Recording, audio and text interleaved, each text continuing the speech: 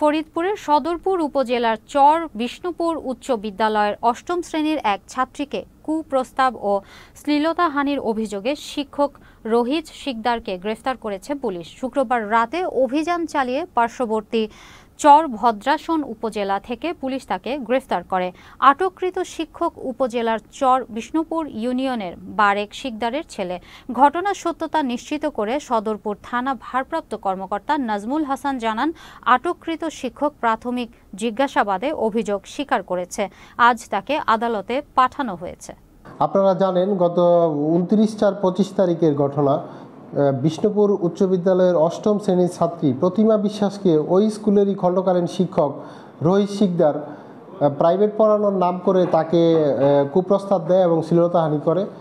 তো এই বিষয়ে আমরা প্রতিমা বিশ্বাসের বাবা সুব্রত বিশ্বাসের নিকট থেকে আমরা একটা এজাহার পাই এবং অভিযোগের ভিত্তিতে আমরা তদন্ত করে প্রাথমিকভাবে সত্যতা পাওয়ায় আমরা ইতিমধ্যে গতকাল রাতে পলাতক রোহিত শিকদার খণ্ডকালীন শিক্ষককে আমরা চর ভদ্রাসন থানা এলাকা থেকে আমরা তাকে গভীর রাত্রে পলাতক অবস্থায় তার এক আত্মীয়র বাড়ি থেকে আমরা তাকে অ্যারেস্ট করি এবং গ্রেপ্তারপূর্বক থানায় নিয়ে আসি এবং তাকে জিজ্ঞাসাবাদে সে এই ঘটনার সাথে সম্পৃক্ততা স্বীকার করে।